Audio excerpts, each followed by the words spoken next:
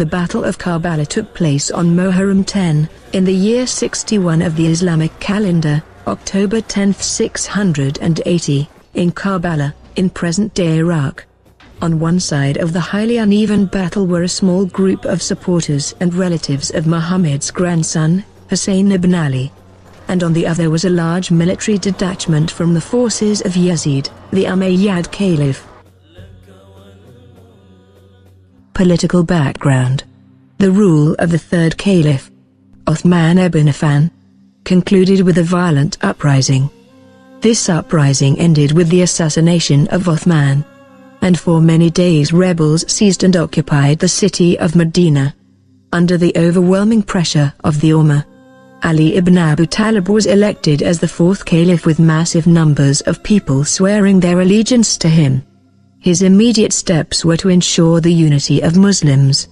The governor of Sham, Muawiyah, kinsman to the murdered Caliph Uthman, refused allegiance to Ali and revolted against him, using his cousin's unpunished murder as a pretext. This resulted in armed confrontations between the Islamic Caliph, Ali ibn Abi Talib, and Muawiyah.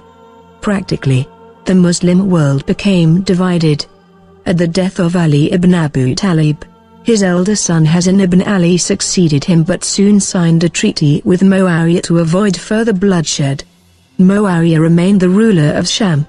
Prior to his death, Muawiyah was actively plotting a major deviation from Islamic norms. He was establishing his son Yazid as the next ruler, hence establishing dynastic rule for the first time in Islam. This was a move which was considered unacceptable by some leaders of the Ummah, including the younger son of Ali ibn Abi Talib. Husayn ibn Ali believed the appointment of Yazid as the heir of the caliphate would lead to hereditary kingship, which was against the original political teachings of Islam. Therefore, he resolved to confront Yazid. Yazid instructed his governor Walid in Medina to force Husayn ibn Ali to pledge allegiance to Yazid. Husayn refused it, and uttered his famous words that, "Anyone akin to me, will never accept anyone akin to Yazid as a ruler." Husayn departed Medina on Rajab 28, 60 AH, 680 CE, 2 days after Walid's attempt to force him to submit to Yazid's rule. It is mainly during his stay in Mecca that he received many letters from Kufa, assuring him their support and asking him to come over there and guide them. He answered their calls and sent Muslim ibn Aqil, his cousin, to Kufa, as his representative in an attempt to consider the exact situation and public opinion. Husayn's representative to Kufa, Muslim ibn Aqil, was welcomed by the people of Kufa, and most of them swore allegiance to him. After this initial observation, Muslim ibn Aqil wrote to Husayn ibn Ali that the situation in Kufa was favorable. However, after the arrival of the new governor of Kufa, Ubaydullah ibn Ziyad, the scenario changed. Muslim ibn Aqil and his host, Hani ibn Awar, were executed on Dhu al-Hijjah, 960 AH, September 10, 680 CE, without any considerable resistance of the people. This shifted the loyalties of the people of Kufa, in favor of Yazid against Husayn ibn Ali. Husayn ibn Ali also realized a deep conspiracy that Yazid had appointed Umar ibn Sa'd as the head of an army, ordering him to take charge of the pilgrimage caravans and to kill al-Husayn ibn Ali wherever he could find him during Hajj, and hence decided to leave Mecca on 8th Dhu al-Hijjah 60 AH, 12th of September 680 CE, just a day before Hajj, and was contented with Umrah, due to his concern about potential violation of the sanctity of the Kaaba. He delivered a famous sermon in Kaaba highlighting his reasons to leave, that he didn't want the sanctity of Kaaba to be violated, since his opponents had crossed any norm of decency, and were willing to violate all tenets of Islam. He gave a speech to people the day before his departure and said, "The death is a certainty for mankind, just like the trace of necklace on the neck of young girls. And I am enamored of my ancestors like eagerness of Jacob to Joseph. Everyone who is going to devote his blood for our sake and is prepared to meet Allah, must depart with us." Ubaydullah ibn Ziyad appointed Umar ibn Sa'd to command the battle against Husayn ibn Ali. At first Umar ibn Sa'd rejected the leadership of the army but accepted after Ibn Ziyad threatened to take away the governorship of Ray city, and put Shimr ibn Ziljawshan in his place. Umar ibn Sa'd moved towards the battlefield with an 80,000-strong army and arrived at Karbala on Muharram 2, 61 AH, October 3, 680 CE. Ibn Ziyad sent a brief letter to Umar ibn Sa'd that commanded, "Prevent Husayn and his followers from accessing water and do not allow them to drink a drop." Ibn Sa'd followed the orders, and 5,000 horsemen blockaded the river of Al-Furat. One of Husayn's followers met Umar ibn Sa'd, and tried to negotiate some sort of access to water but was denied. Umar ibn Sa'd received an order from Ibn Ziyad to start the battle immediately, and not to postpone it further. The army started advancing toward Husayn's camp on the afternoon of Muharram 9th. At this point, Husayn sent Abbas ibn Ali to ask Ibn Sa'd to wait until the next morning, so that he and his men could spend the night praying. Ibn Sa'd agreed to the respite. On the night before the battle, Husayn gathered his men and told them that they were all free to leave the camp in the middle of the night, under cover of darkness, rather than face certain death if they stayed with him. None of Husayn's men defected and they all remained with him. Husayn and his followers held a vigil, and prayed all night. Start of the day of the battle. On Muharram 10th, also called Ashura, Husayn ibn Ali completed the morning prayers with his companions. He appointed Zuhair ibn al-Kain to command the right flank of his army, Habib ibn Muzahir to command the left flank, and his half-brother, Abbas ibn Ali, as the standard-bearer. Husayn ibn Ali's companions numbered 32 horsemen and 40 infantrymen. Husayn rode on his horse, Thu al-Jannah. Husayn ibn Ali called the people around him to join him for the sake of Allah, and to defend Muhammad's family. His speech affected al-Hurr ibn Yazid al-Ri'ahi, the commander of the Tamim and Hamdan tribes, who had stopped Husayn from his journey. He abandoned Umar ibn Sa'd and joined Husayn's small band of followers. On the other side, Yazid had sent Shimr, his chief commander, to replace Umar ibn Sa'd as the commander. The battle starts. Umar ibn Sa'd advanced and fired an arrow at Husayn ibn Ali's army, saying, "Give evidence before the governor that I was the first thrower." Ibn Sa'd's army started showering Husayn's army with arrows. Hardly any men from Husayn ibn Ali's army escaped from being shot by an arrow. Both sides began fighting. The first skirmish was between the right flank of Imam Husayn's army with the left of the Sham army. A couple of dozens men under the command of Zuhair ibn Kain fought heroically and repulsed the initial infantry attack, and in the process destroyed the left flank of the Sham army, which in disarray collided with the middle of the army. Seeing this, the Sham army quickly retreated and broke the pre-war verbal agreement of not using arrows and lances. This agreement was made in view of the small number of Husayn ibn Ali's companions. Umar ibn Sa'd, on advice of Umar ibn al-Hajjaj, ordered his army not to come out for any duel, and to attack Husayn ibn Ali's army together. Umar ibn al-Hajjaj attacked Husayn ibn Ali's right wing, but the men were able to maintain their ground, kneeling down as they planted their lances. They were thus able to frighten the enemy's horses. When the horsemen came back to charge at them again, Husayn's men met them with their arrows, killing some of them and wounding others. Umar ibn al-Hajjaj kept saying the following to his men: "Fight those who abandoned their creed, and who deserted the Jama'ah." Hearing him say so, Husayn ibn Ali said to him, "Woe unto you, O Umar! Are you really instigating people to fight me? Are we really the ones who abandoned their creed while you yourself uphold it? As soon as our souls part from our bodies, you will find out who is most worthy of entering the fire."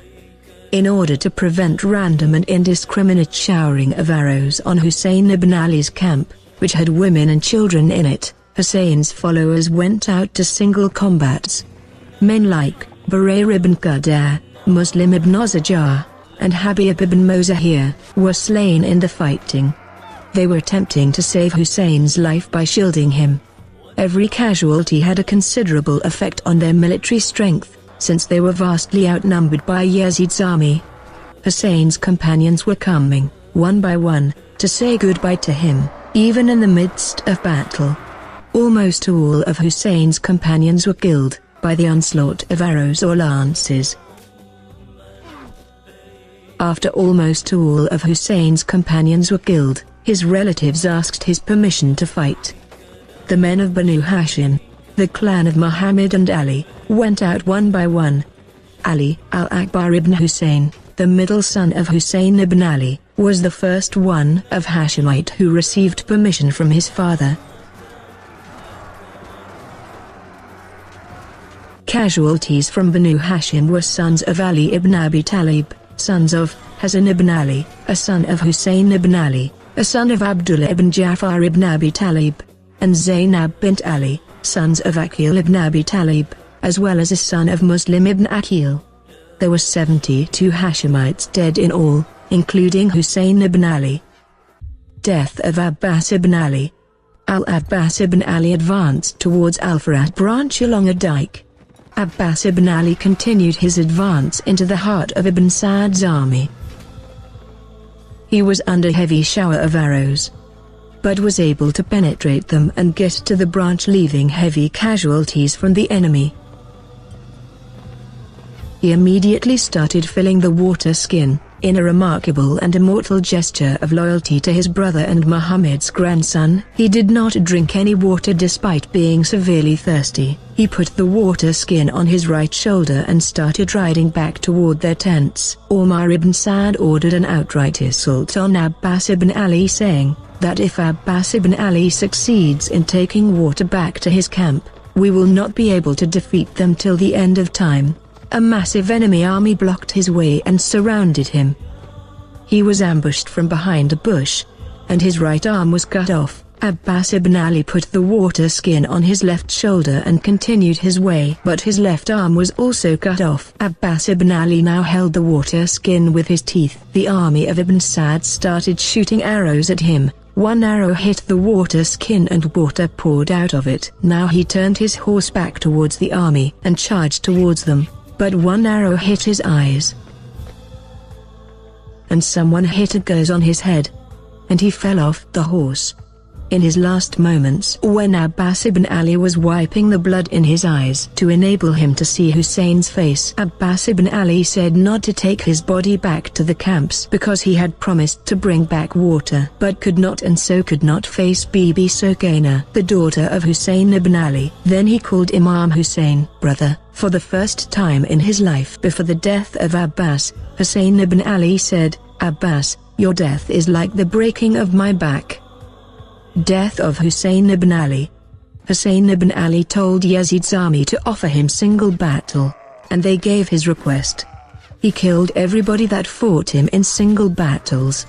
He frequently forced his enemy into retreat, killing a great number of opponents. Husayn and earlier his son Hazrat Ali Akbar were the two warriors who penetrated and dispersed the core of Ibn Sa'd's army, Kalbi Lashkar, a sign of extreme chaos in traditional warfare. Imam Hussein advanced very deep in the back ranks of the Sham army. When the enemies stood between him and the tents, he shouted, "Woe betide you, O followers of Abu Sufyan's dynasty! If no religion has ever been accepted by you, and you have not been fearing the resurrection day, then be noble in your world, that's if you are Arabs as you claim." Then his enemies invaded back towards him. They continuously attacked each other.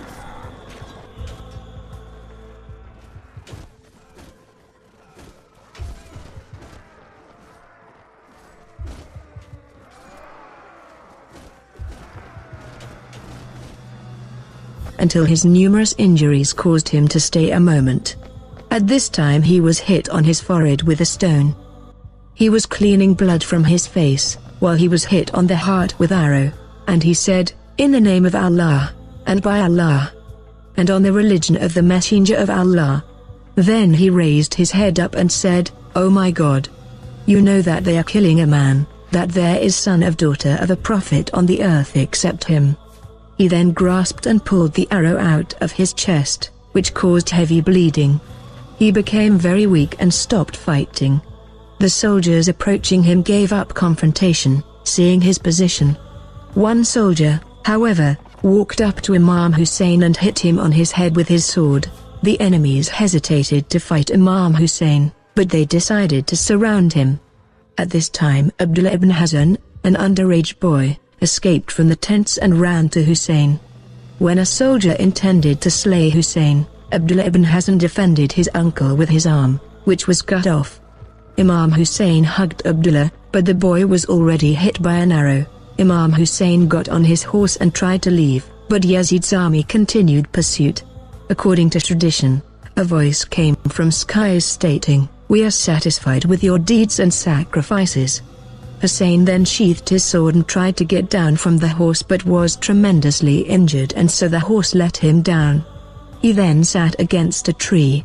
Umar ibn Sa'd ordered to finish the job. While Imam Hussein was taking rest against the tree, Shimr knew that Imam Hussein was unable to fight, and sent one of his men to go and kill him. The man went, and seeing Imam Hussein's eyes, he got extremely scared and ran back to his camp. When Shimr asked why he had not killed Imam Hussein, the man replied that looking into his eyes, he saw Prophet Muhammad. Angrily, Shimr sent another man. This one was so frightened that he dropped his sword and ran back to his camp. This time when Lanti Shimr asked him why he had not killed him, he said he saw into his eyes and saw the angry look of Ali ibn Abi Talib. Shimr was angry, said that he would have to do it himself. And wearing his armor, he went to where Imam Hussein was. Using his iron boots, he kicked Imam Hussein in the ribs. Imam Hussein fell to the ground, when Shimr disrespected, and sat on top of him. Just before his throat was about to be cut, Imam Hussein asked Shimr ibn Dil-Jawshan, "Have you done your prayers today?" And this shocked Shimr, because he did not expect anyone in the position of Hussein to ask about such a question. Using a blunt knife, he rugged 12 times against Imam Hussein's throat. While his head was on the ground, Shimr removed his head from his body. Lanti Shimr ibn Dil-Jawshan was saying, "I swear by God that I am raising your head, while I know that you are grandson of the Messenger of Allah, and the best of the people by father and mother." When he raised head of Husayn ibn Ali on a spear, the Ibn Sa'd's men looted all the valuables from Husayn's body. The army of Ibn Sa'd rushed to loot the tents. The daughters of Muhammad's family were expelled from the tents, unveiled and barefooted, while weeping and crying for their slain relatives. The army set all the tents on fire. The women were asking, "By Allah, will you make us pass the sight of the murder of Husayn?" And when they saw the martyrs and wailed, then Sukaina bint Husayn embraced her father's body until some people dragged her away. Umar ibn Sa'd called volunteering horsemen to trample Imam Husayn's body. 10 horsemen trampled his body such that his chest and back were ground. Traditionally, it is believed that Imam Husayn's body was martyred, but his nur, light, and imamat were passed on to his son Ali, who became Imam Ali. Zain al-Abidin, Sahifa al-Sijadiyya, is a collection of his supplications.